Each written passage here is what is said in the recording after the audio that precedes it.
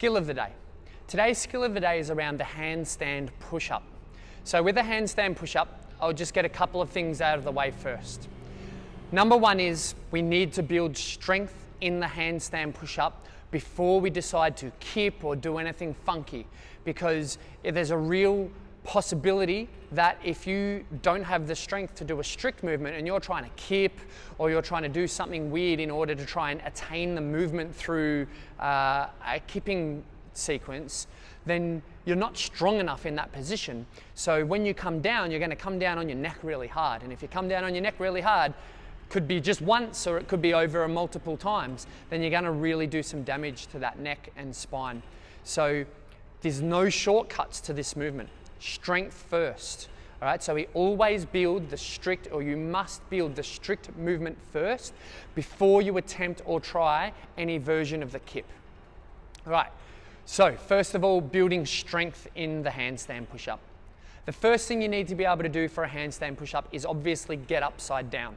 So you need to have a confidence, skill and strength in order to kick upside down and hold your body in good or hollowed position throughout the movement. So to kick up onto a wall, the easiest way to start is to pre-place your hands down on the floor and then kick up.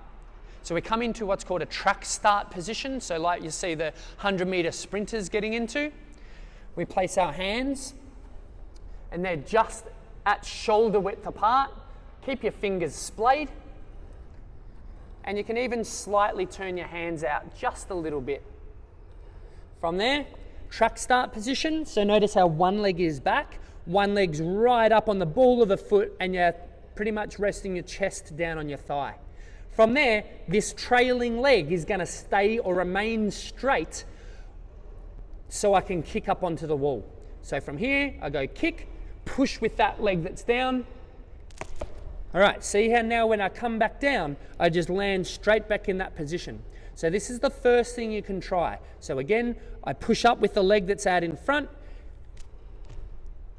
and then I kick that one leg up. If you feel like you're unbalanced, then you can bring the other leg through. So let's have a look at it now. From here, I kick, and then bring the other leg through. All right. So you can have a practice of kicking up onto a wall. That's the first thing you need to be able to do in order to do a handstand push-up. If you are not quite yet at kicking up onto the wall, you can use a partner. They can help you up onto the wall, or you can do a wall walk up onto the wall. So we come down in this position, we walk up, and then we slowly but surely get closer and closer and closer in toward the wall. Once you're confident in being upside down and you're confident you know you can hold your body weight, that's when you can then move on to kicking up onto the wall. Once you've mastered kicking up onto the wall, you're ready to go on to the next stage. All right, the next stage. The next stage is about building the strength through the pressing component of the handstand push-up.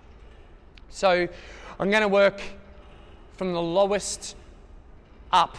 Now I'm not going to show you every single scaling option or skill that there is, just the ones that were specific to our workout of the day today. So first one is a pike push-up. So with a pike push-up, again, don't need any equipment, don't need to be completely upside down, and you have complete control because your feet are still in contact with the ground. All right, so with this one, we come down into like a inchworm position, piked up in the air, head through the arms.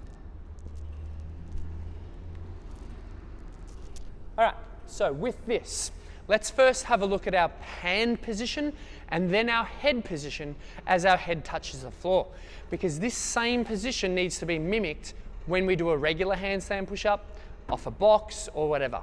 So we talk about this triangle or tripod position. So here's where my hands are. Now if I drew a straight line between my fingertips, I need to get my head forwards of that straight line. So I create a triangle position.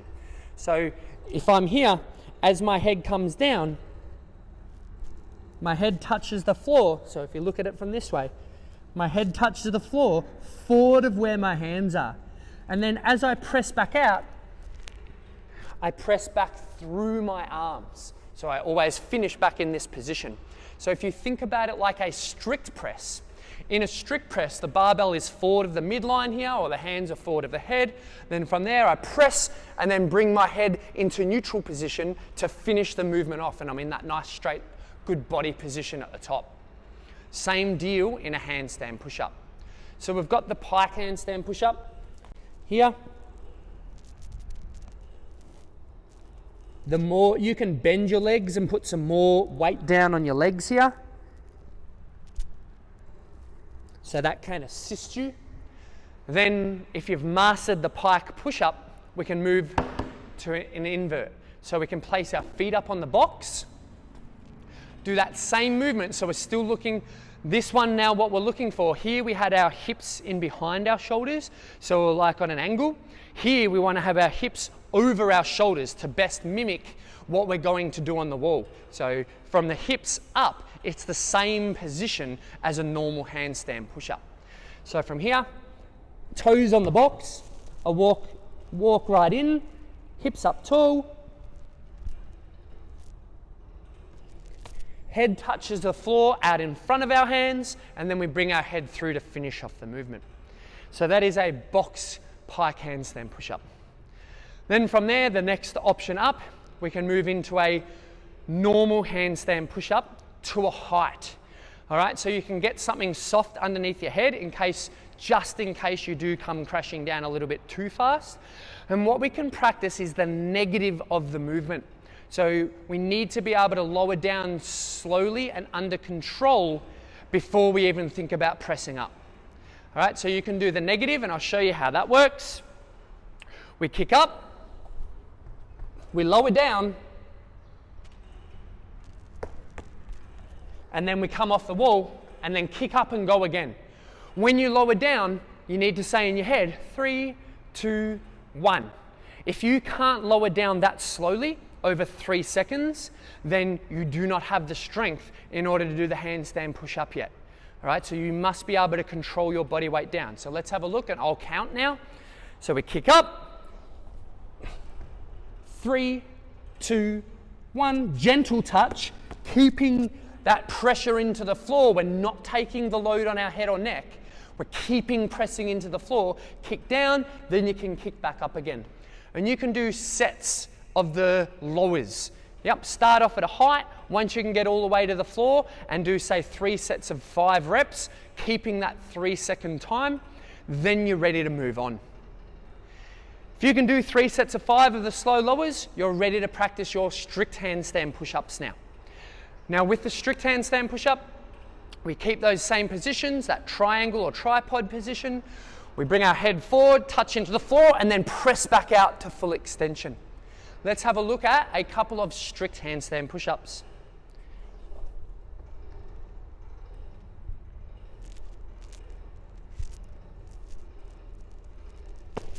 So again, gently touching the head to the floor, pressing out, finishing back in that good position. If you can then do some good handstand push-ups, then you're ready to move on to the kip. Now, we're not going to teach the kip through this skill of the day. That will be a later skill of the day. I want you all to start practicing and getting better at your strict movement before we move on to the kipping handstand push-ups. And that is today's skill of the day.